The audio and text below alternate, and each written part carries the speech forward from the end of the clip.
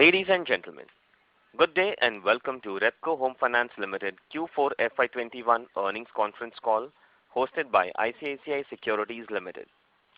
As a reminder, all participant lines will be in the listen-only mode, and there will be an opportunity for you to ask questions after the presentation concludes. Should you need assistance during the conference call, please signal an operator by pressing star then 0 on your touchtone phone. Please note that this conference is being recorded. I now hand the conference over to Mr. Kunal Shah from ICICI Securities Limited. Thank you, and over to you, Mr. Shah. Thank you, Nirav, and good afternoon, everyone. This is Kunal Shah from ICICI Securities. Today we have with us Mr. Yashpal Gupta, Managing Director and CEO, and the senior management team of Repco Home Finance to discuss their Q4 FY21 and full year FY21 earnings. Over to you, sir. Yeah, good afternoon to all of you. Welcome to the earnings call for Q4 of 2021 to all of you. Hope these are different times. We know we are just faced the corona second wave, and third wave is also we would like to return in 2 months' time. So we hope that all of you are safe and remain healthy. Coming to numbers, our board on last Saturday, that is 26 June, they approved the results for Q4 of 2021 and for the whole year of 2021. They also approved a dividend of last year, the 3 months last year, that is 2.5 rupees per share, 28%. It is subject to approval, as you know, by the shareholder. Now I'll come to a few important highlights. As you know, the entire year last year was not good. Q1, Q2 especially were bad. Q3, Q4 improved, and Q4 it could improve our disbursement as compared to last year by about 16%. But overall, disbursement was low because Q1, Q2 was almost a washout, and banks were very aggressive in taking over. As you know, the industrial growth was also not there, so they were doing retail credit growth. And as you know, it is a very attractive segment to all of them. And as a result, what repayment rate, annual repayment and prepayment, both are about 90% they were. So as a result, while we could disburse 21% of the balance, closing balance outstanding, but we could grow our book only by 2%. 90% went into prepayment and payment, of which normal payment is only about 8%, 11% was prepayment. But there were few good things to notice in our result, because especially we focus on recovery from old NPA accounts. And as a result, we could bring down the NPA from sequentially, if you see, December to March, from 4.33 to 3.68%. If you see March to March, from about 4.21 last month to 3.68% this month. Plus, we made a example, we tweaked our model for retail provision. As a result, our retail provision was higher by 20 crores, and we, over we made extra provision of 10 crores. Still, as compared to last year Q4, this year we could increase profit by 32%. Overall profit also increased, though it was almost set by 3%. Now, if you look at NIM was 4.8%, you look at because we realized we could not compete on volume, we decided to reduce the NPA and also focus on improving the margins, NIM, spread, ROA, and to reduce wherever cost we could reduce. Plus, other income we earned, not huge income, but minor income by the insurance selling. That is what we did.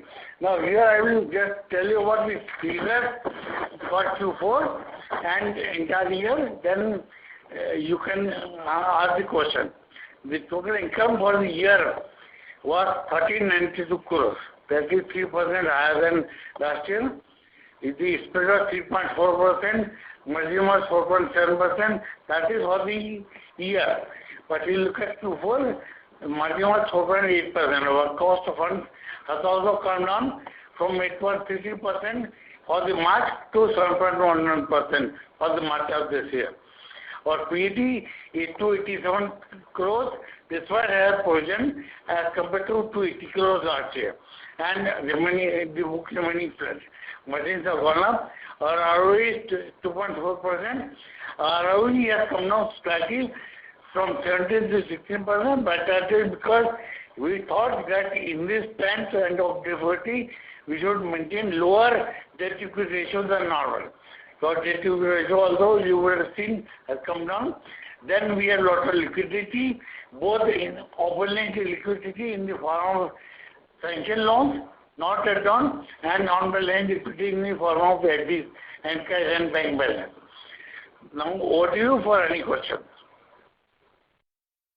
Thank you very much. We will now begin the question and answer session. Anyone who wishes to ask a question may press star and one on their touchtone telephone. If you wish to remove yourself from the question queue, you may press star and two. Participants are requested to use handsets while asking a question. Ladies and gentlemen, we will wait for a moment while the question queue assembles. Participants, you may press star and one to ask the question.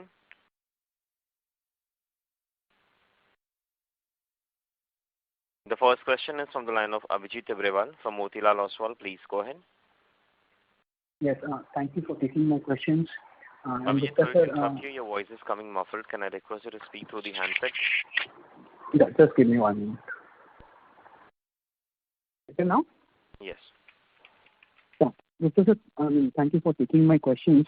My first question is around your asset quality. While it's actually heartening to see us reporting an improvement in asset quality for the last 7 quarters, our headline GNPA numbers used to be sticky in that range of 4 to 4.3%. So it's actually very heartening to see it decline to 3.7% in the last quarter. But what I am trying to understand here is, A, what is it that actually led to this decline? In other words, we have not really taken any write-offs during the quarter. So are these actual resolutions that you saw in your GNPAs, or these are just upgrades to stage 2? That's one. The other thing is, while these numbers might look good as on March, I think, because we are also reporting at the fag end of the current quarter, I think it's also important for us to understand what is the stress that you are seeing now as a fallout of the second COVID wave, and potentially what is the kind of restructuring that we might expect in the current quarter. That's my first question. So, let me answer one by one. First, your question about reduction in NPA. So actually, I've been telling for many conferences now that while our credit cost in terms of provision is higher, but because we are into tangible asset business, we give loan, either housing loan and LAP loan, only against tangible assets. So the credit loss, that is loss of principal, in last 20 years has been negligible. Actually, we've done only about 10 to 15 crores of waiver. So it is just that we decided to waive higher penalties and also made the aggressive recovery effort. We made a special liquidity team. We identified certain branches, about 40 of them, who had higher NPAs. And we sent teams from different locations who were there for 15 days, and after 1 month again they went for 15 days. We proactively made the effort to recover. So it is actual recovery. While some of them may be upgraded also, but upgrade also is a good thing. It means they are paying regularly. We don't mind them paying regularly, they are upgraded. Now, so actually I must say there is no manipulation. Their actual recovery will upgrade. But upgrade also happens through recoveries only. So actually they are recovered. Now coming to the second part of the question of Q1 of the 21-22. I'll answer that, but I would like to remind all of you that this is a call for Q4 of 2021. So as you know, future is always uncertain. Our Q1 was very bad, especially our customers are such that they are mostly non-salary customers and we are not a bank. So they have to pay through a bank, and generally, if property sale or need happens, here I'm concerned in business, you have to meet, you have to visit the property, you have to do valuation, then you have to register as SRO. So many things are there which has to win, which cannot be done, especially non-technical, without the personal touch. And as you know, April, May was very bad. June was slightly improved, but Tamil Nadu lockdown started in last week of May, and we are recently present in Tamil Nadu. Still, lockdown remains, partial lockdown in many parts. So I must admit that Q1 is not so good as compared to the Q4. How much it is, still 2 days left, so probably it will not be fair on my part to tell as to how much we expect to report. But yes, fresh business will not be as high as Q4. But here I must tell one thing, that on the book side, fortunately, because of the pandemic effect, the prepayment rates have also come down. So while there may be some fall in the book side, but not a major fall will there. Now coming to NPS, because we could get only 15 days, we are making effort even now as I speak to you. People are on the field, meeting the customers and collecting the money. So we expect it, but yes, some type of, because last time RBI allowed moratorium, so restriction was not required. This time some sort of restriction may be required, but it is difficult to estimate how much you have is given or how much you collect. Sure, sir. That is useful. The other question that I had is, in your opening remarks itself, you kind of admitted that we understand that we cannot be competing on volumes. So what is it, internally, what is it that we are working with, in terms of disbursements, in terms of the growth targets, what is it that we are working on internally? And another thing that we keep hearing on and off, sir, is that you are investing significantly in technology and digitization. So if you can just give us some color around what is it that we are doing there. Are we working in all of sourcing, underwriting and collections, or is it typically restricted only to sourcing or only to, let's say, collections? No, actually it is, let me answer your second question first. We have already appointed PA Infotech for that, and also KPMG as our advisor, and it is a 360 degree, in the sense that we are revamping our hardware or software. The supporting software data is SQL, but we are taking Oracle. Then we have entire LMS system, loan management system, that from lead generation to disbursement, and previous system for monitoring and doing all sorts of accounting, and plus HRMS, the audit inspection, all that are going to be there, and we are hoping that they will be implemented by December. We are already starting implementation. The cost will be about 40 to 50 crores. Okay. So we are completely revamping our system. And after that, it will be for the recovery, for the lead taking, for the section, for the disbursement, for the GST, everything will be automated. Okay. Now, what first question you asked about targets. Now, when I told you that we have to admit that we cannot compete on the volume gains, there it is a constraint that has kept to mind. Constraint as of demand going down, constraint as of banks not finding enough lenders enough borrowers in the corporate segment and restricting to housing owner segment and all that.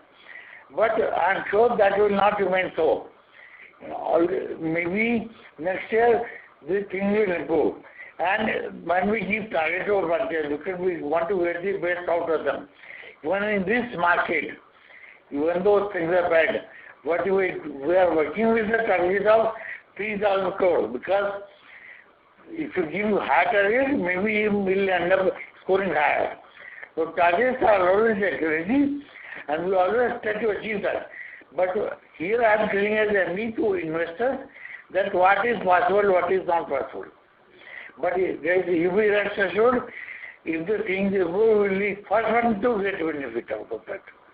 And here, for the June month, we have not done any For the March month also, for that also, for previous month, December, we haven't done any manipulation. They can tell very openly that other agencies are doing that. Sure, sir. That is useful. I will come back in the question queue. Thank you. Okay. Okay. Thank you. Participants, you may press star and 1 to ask a question. The next question is from the line of Mr. Viraj Mehta from Equirus Portfolio Management Service. Please go ahead. Yeah, hi, sir. Sir, my first question is that our capital adequacy is already 29%. Yes. If our growth will continue to remain low, then are there any plans of increasing the dividend or diversifying into some other form of lending? Because if you keep increasing the capital adequacy, it will keep dragging down the ROE. Yes. Any other question? So this is the first question, sir. I have one more. If you can answer this first. Okay. See, you are right, our capital is very higher at 28.5. But you also must be aware that as per RBI circular also, there is regulatory arbitrage that HFC keeps. In the sense that we only the capital adequacy of credit risk. There is no capital adequacy of market risk and there is no capital adequacy of operating risk. That may also come in future. And already CR has been extended by NHB when they were raised to 15%. So it is higher, you are right, but it gives some cushion because we cannot operate only on 15%. We need to have some cushion. And the second, coming to the growth side, the growth has been muted in last 2-3 years. But you should not look at only 2-3 years. We should always look at 10 years. If we look at 10 years, we have seen the growth of 25-26% also. And there is no reason to believe.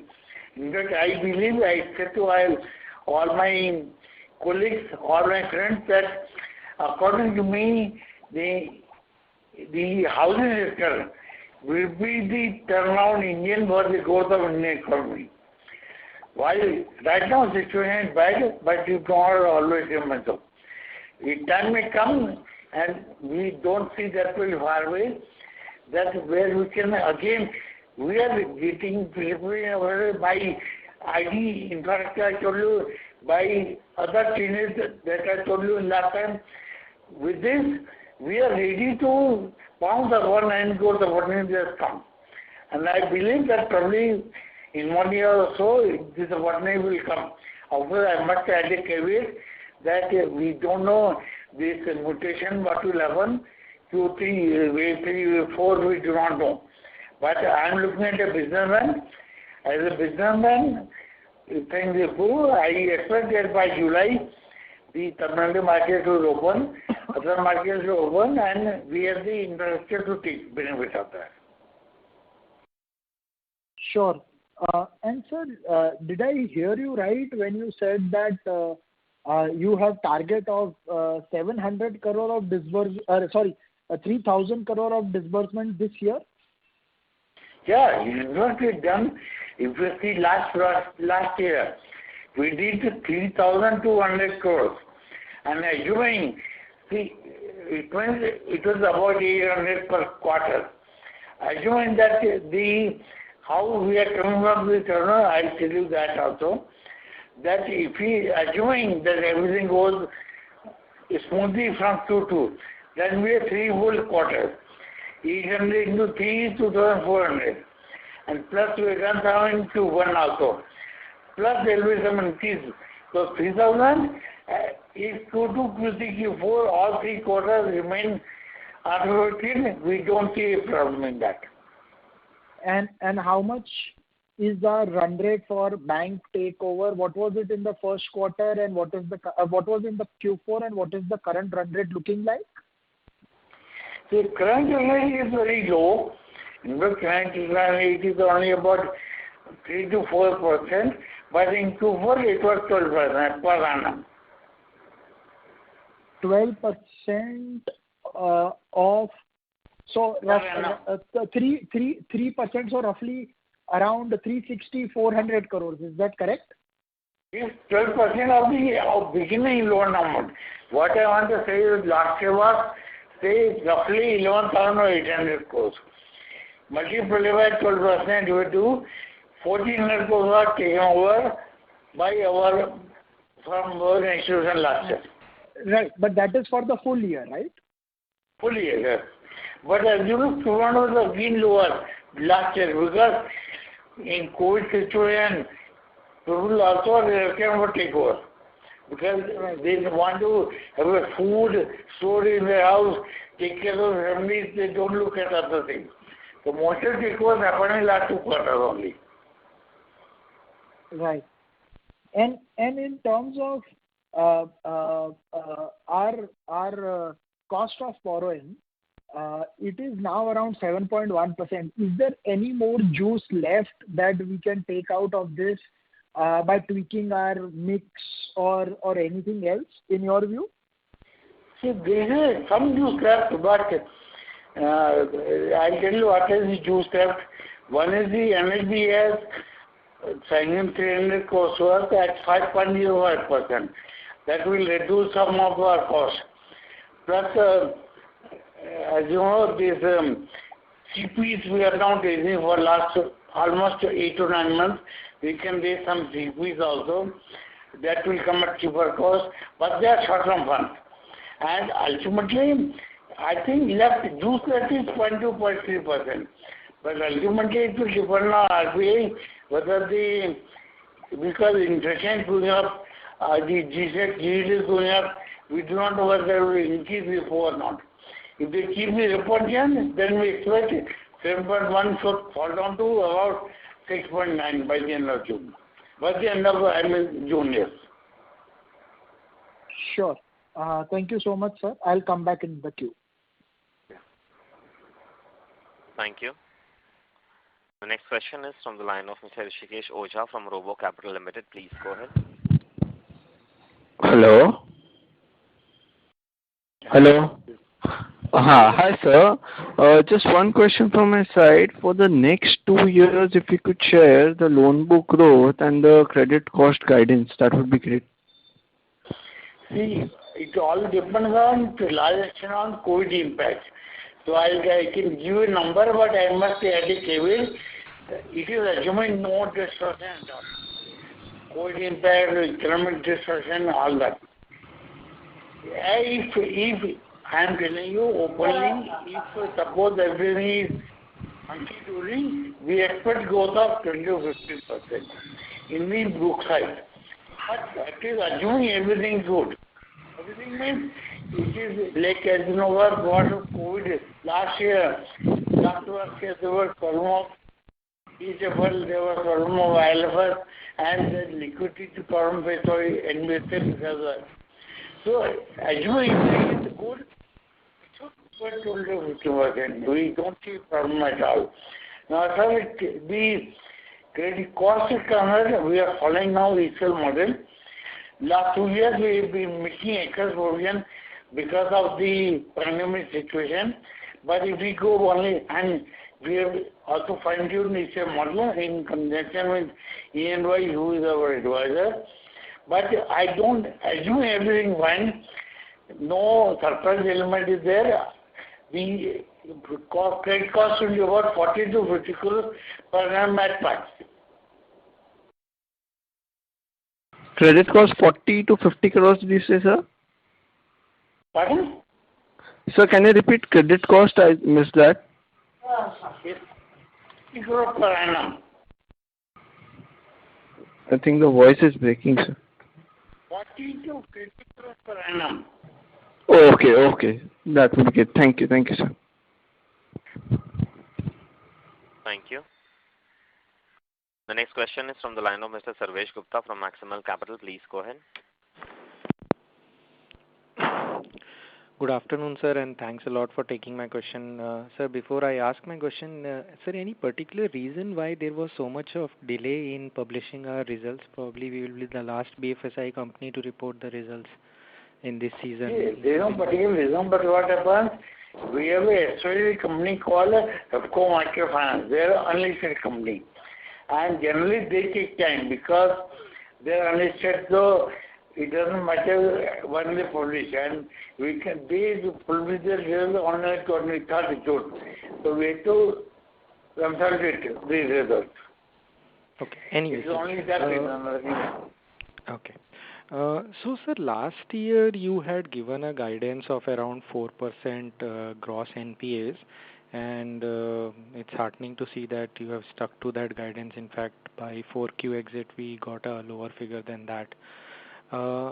Now, assuming, of course, that the COVID ends with this wave and July starts normal, what should be our end FY22 sort of gross NPA number that should be reflecting on the book? I can tell you with 100% confidence or 99% confidence that if there is no further disturbance, we should be below 3.25 as on March. Below 3.25, is it? Yes. But this is assuming no further disturbance. Okay. And sir, the second question was pertaining to one of the previous participants' questions. So what you were saying that we are targeting, let's say, around 3,000 crores of disbursements. Now, of that, you also mentioned that around 12% is your annual runoff from BT. So that itself can be, let's say, around 1,400 crores.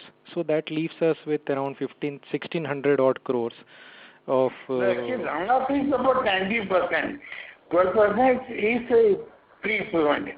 Normally, if you look at mathematics, our March figure is roughly 12,000 crores. And assuming that we disburse about 3,000 crores, 2,000 will go in pre-payment and 8,000 other takeovers, and 1,000 will increase.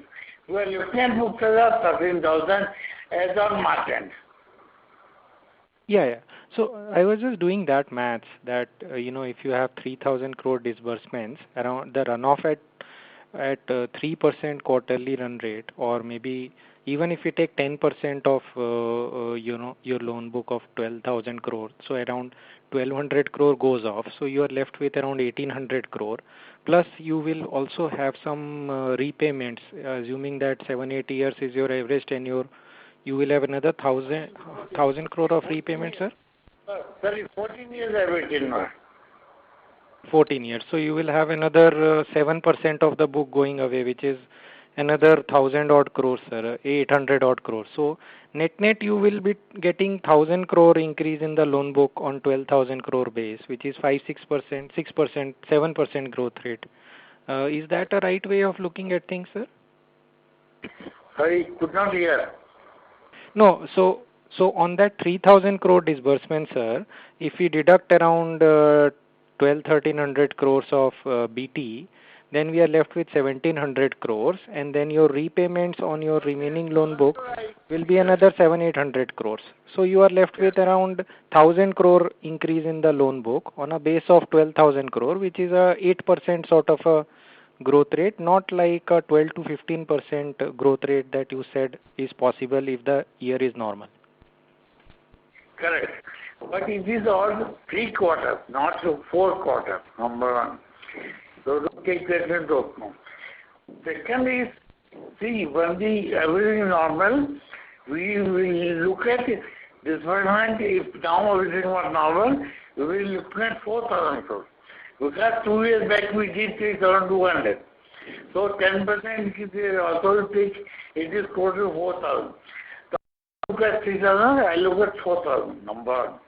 Number two, if everything is okay in economy, probably commercial banks will also not be so aggressive that they are today.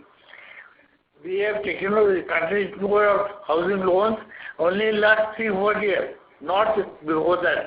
They take over but not aggressively. Then our run rate or takeover rate, which is 12%, will fall down to about 70%. So that will give us 15-18% growth rate. So one, we can disburse 4,000 crores. Second, takeover by bank go down. Sure.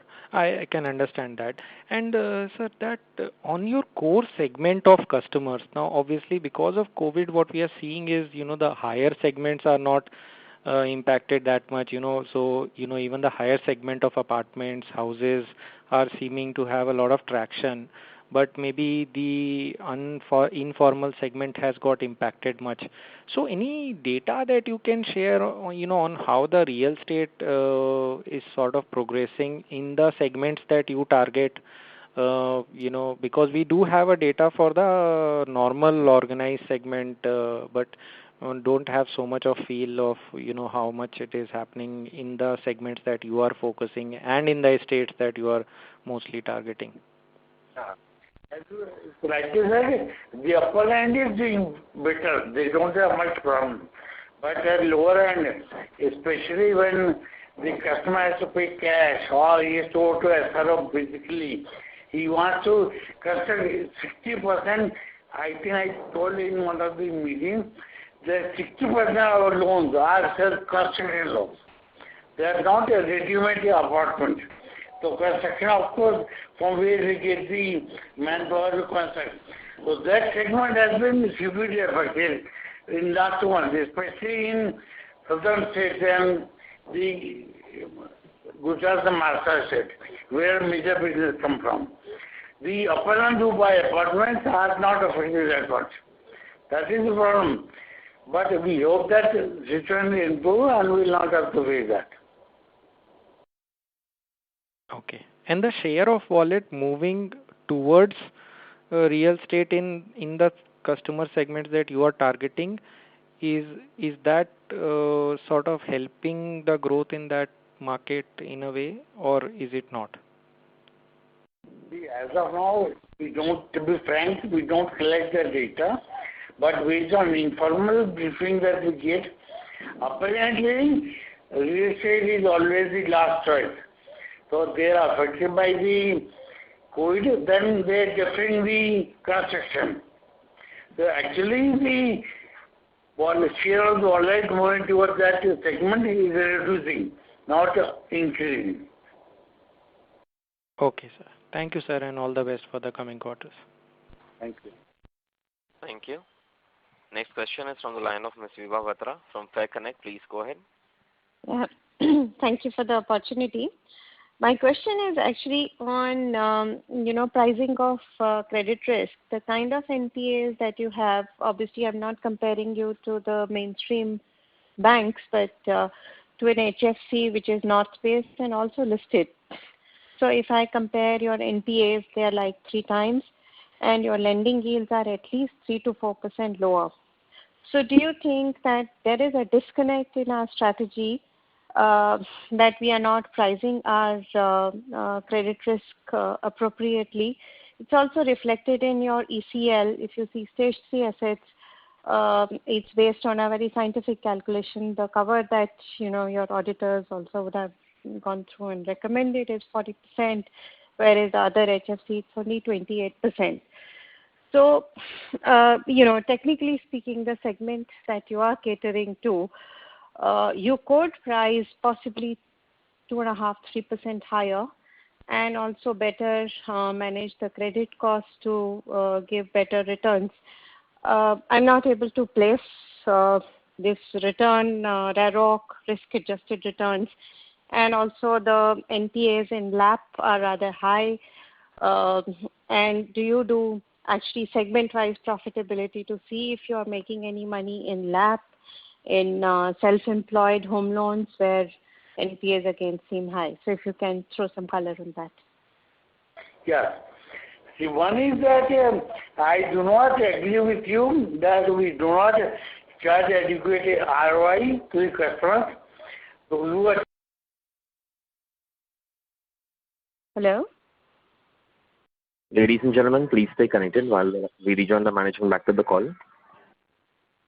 Participants, please stay connected while we rejoin the management back to the call.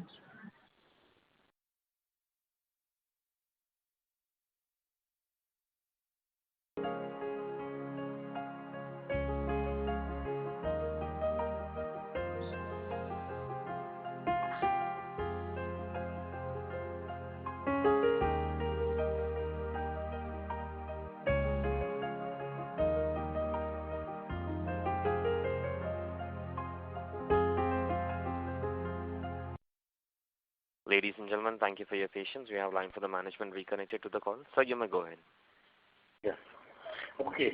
So what I'm saying is that the ROI that we charge from our customers, as you might know that they are all retail customers. Those charge 18%, 20% are turning from the business, and we know what happened there. Of course, I know that. No, I'm not comparing you to the builder loans. I'm comparing you to the retail only. Okay, that retail only. Yeah. If you look at retail loans, there are some who are turning 14-15%, but then they are giving loans to very low class of like those who are Hardiwalas or Kavalas. We are not giving well, we are giving to non-salary class, but generally they are middle segment who can easily pay 10%, 11%. So why they should always say 0.5% difference, 1% difference, but same customer, at least in our geography where we operate. We are not talking of we do not operate. We are talking of the geography that we operate. What we do is that we have identified about 8 risk parameters. They are whether they are salaried or not salaried, the amount of loan, the CIBIL score, the internal rating, whether the loan type or so many other parts, all that is taken into account when we work out a minimum lending ratio for borrowing. Based on that we charge.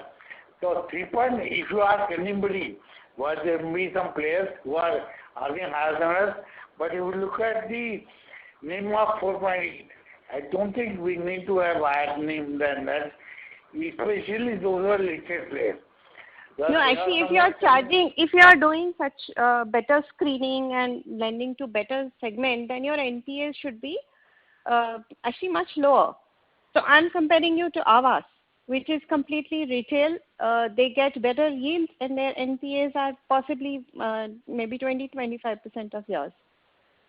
See, as I told you, I don't want to compare with anybody, but our NPAs, as I told you, our NPAs are not those NPAs which become NPA forever. In the sense, they are recovered because they are backed by assets. And if you look at ROA at 2.4%, ours I don't want to compare because obviously when you are skin in the game, when the employees have skin in the game, you ask them to go home.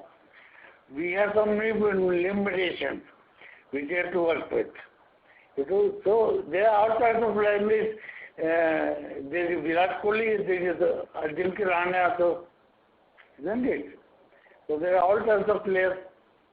So okay, so are you making money in all your segments? Say in if you were to compare your self-employed home loans on risk-adjusted basis, what kind of ROEs are you generating there, and also in say LAP? In our case, the source of borrowing is common. So our cost of funds, whether we give LAP loan or whether we give housing loan, remains at 7.1. Okay. Overall, that's why we look at we have only 2 products. Personal housing loan and mortgage loan. Then there are various like flood loan and the purchase loan or construction of houses and all that. But they are all subvariant.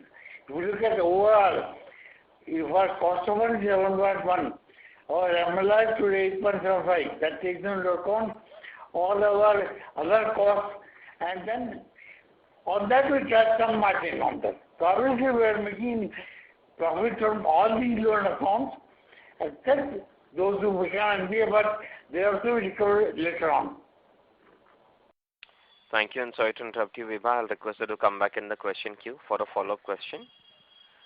The next question is from the line of Mr. Abhijit Tibrewal from Motilal Oswal Financial Service. Please go ahead. Yeah, thank you for allowing me a follow-up question. Mr. Gupta, my question was around, for long we've been saying that a large part of our stage 3 assets are because of some of the legacy NPAs that we have. What I'm trying to understand here is, the resolutions that you are seeing now, how aged are they? Are they 2-3 years old? Because I recall at the beginning of this financial year, let's say something which was 2 or 3 year olds, I remember was in the ballpark of about 150 crores out of that NPA pool of about 500 crores. So, I mean, what I'm trying to understand here is how long is it going to take to resolve some of these legacy NPAs which have led to our headline GS3, gross stage 3, remaining sticky? And are they typically in some of the high ticket LAP that we have done in the past? If you can just give some color around product or maybe geography where you have seen where you have these legacy NPAs, and what's the thought process around these getting resolved in the next, let's say, 6 to 12 months? Okay. So when I told you that there were many of the legacy NPAs, they were legacy NPAs. But what has happened, as you are aware, in last couple of years is the impact of COVID, and especially our segment. People do not have money to eat. How they will pay their EMI? That is, we are catering to that segment. So, as a result, many of the NPAs which are on borderline, in them they have not default. Like in June, we will find many of them could not pay because we could not contact them. Then they had no money to pay. So, suddenly that will happen. But good thing for us is the NPAs are recoverable because they are backwise always recovered. In fact, in March of this year, we recovered a lot of NPAs because of that many of them were 5 to 10 years old. So it is not that we are not done, but now I would say there are a lot of borderline cases which have become NPAs or are becoming NPAs because of these COVID-related and other problems. Because mind you that COVID is one thing, but economy is in difficult situation for much before COVID. So it is also the economic growth rate and so many other things. That is why we are not very aggressive in lending. We are going to be aggressive in recovery. Last year when RBI announced the moratorium till August, nobody thought that we will close over in March.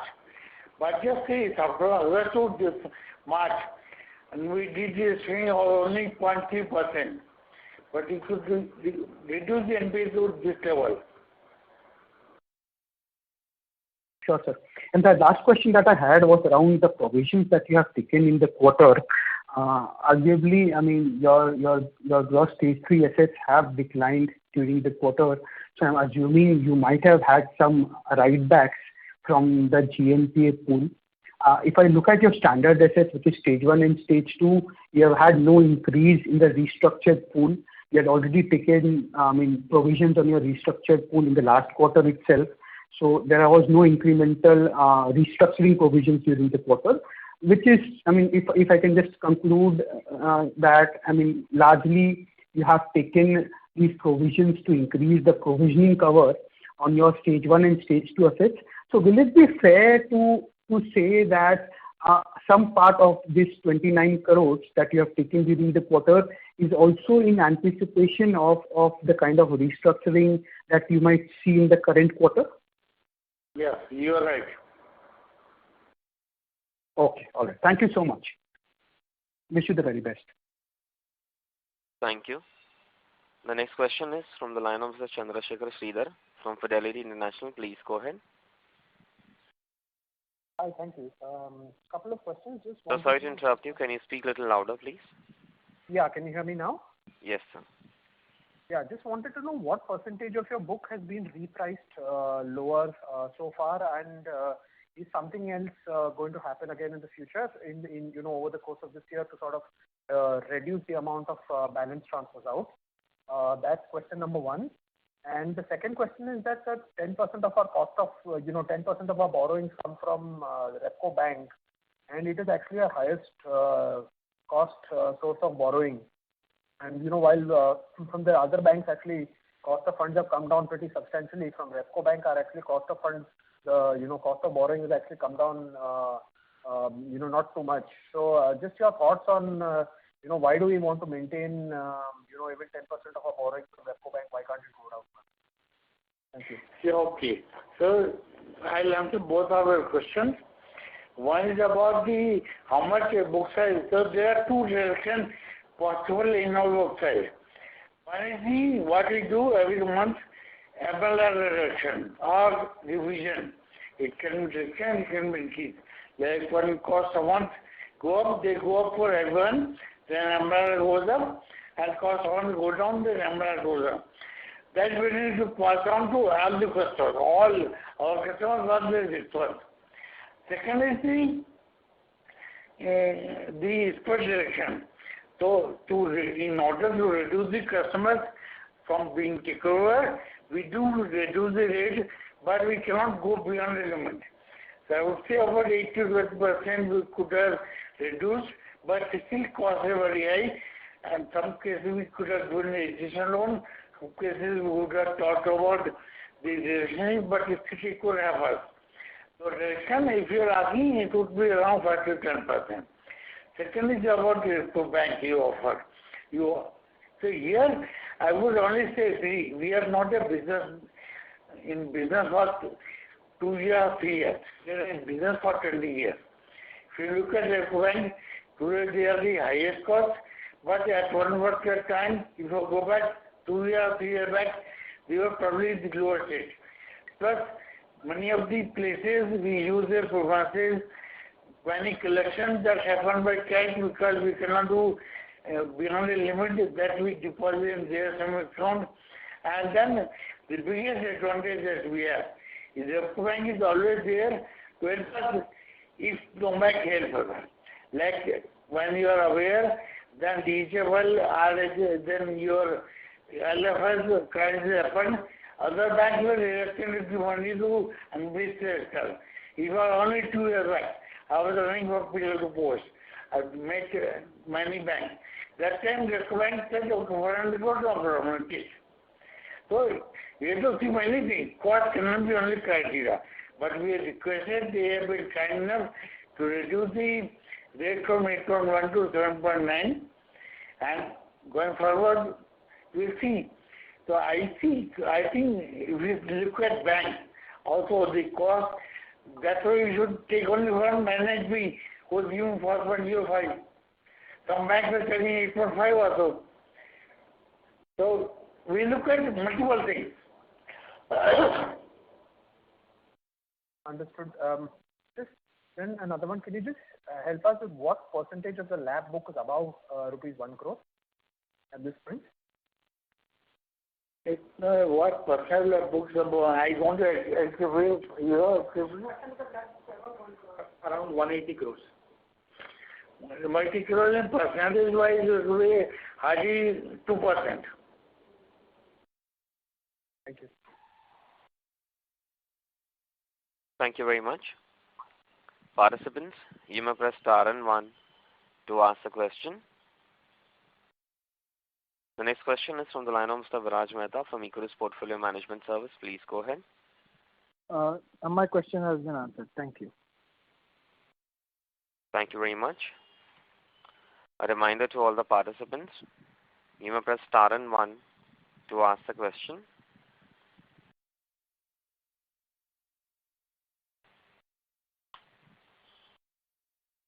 Ladies and gentlemen, you may press star and 1 to ask a question. As there are no further questions, I will now hand the conference over to Mr. Kunal Shah for closing comments.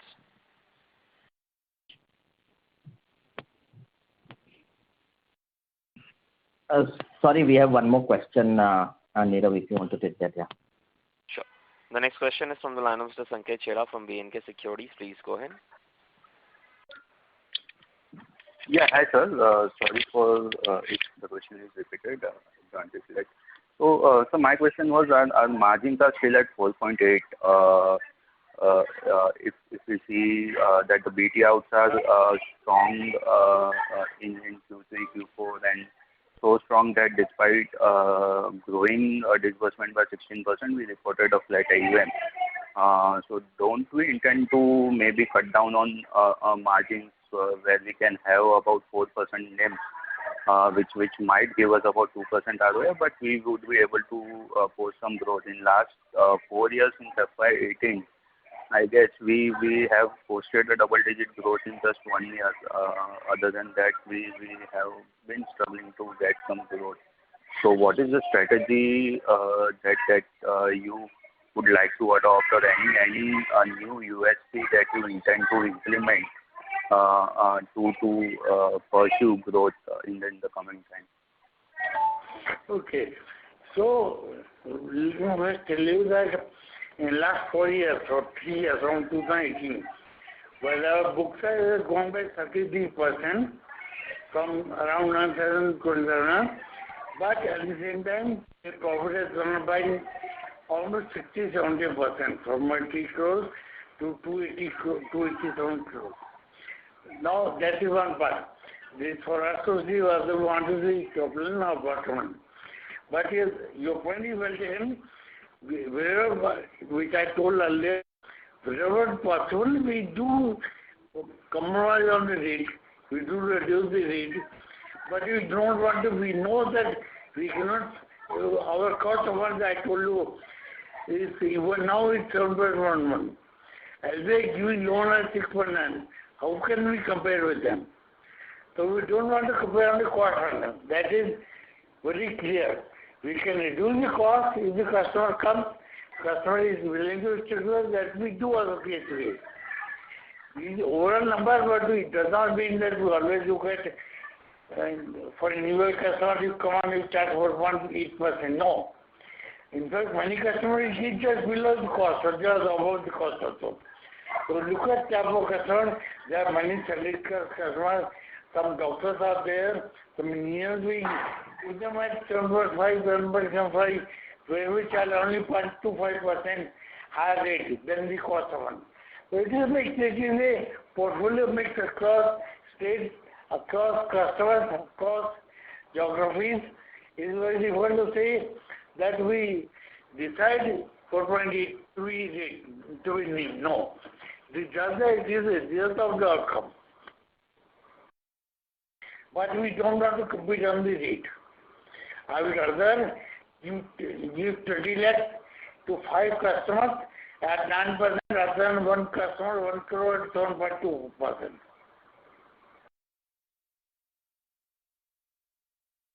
Okay, sir. So my question was that our margins are still 4.8, and you rightly said that if banks are taking away loans at about 7.5, how can we compete? So I was just asking, the margins are still high. Are we optimizing that trade-off enough, wherein we are trying to keep what we can see? No, wherever possible we are doing. I must say we are doing wherever possible. Sure, sir.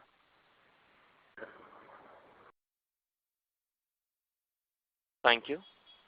The next question is from the line of Mr. Rishikesh Oza from Robo Capital Limited. Please go ahead. Hi, sir. My question was regarding the network expansion. So how many branches are we looking to add in the next year? For this year, not much, because we still do not know. Otherwise, you are adding about 10 to 15 branches every year. But this last year, because of COVID, and this year also we do not know what will happen.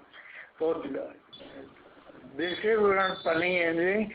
Maybe some center we can convert into branches, but not new branches we are not looking at this year.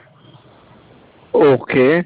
And also I had a small query. So Repco Bank as a candidate for universal license, so is there any impact on us? Any kind of? Just wanted to know about this. It is too early. They apply to RBI will decide, and if they become, then what action they'll take. We will not discuss this with them. Okay, no problem. No problem. Thank you. Thank you. The next question is from the line of Mr. Vikram Subramaniam from Spark Capital Advisors. Please go ahead. Hello. Hi, sir. Thanks for taking my question and congrats on a good set of numbers.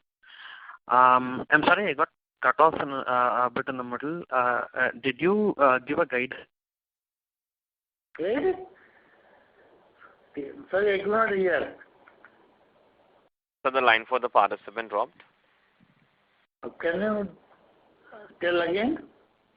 So the line for the participant dropped, sir. Due to time constraint, that was the last question. I will now hand the conference over to Mr. Kunal Shah for closing comments. Yeah, thank you, Mr. Gupta, for such an extensive reply to all the questions, and all the best for the future quarter. And thanks all the participants for participating on the call. Thank you. Thank you very much. On behalf of ICICI Securities Limited, that concludes this conference. Thank you for joining us. You may now disconnect your lines. Thank you.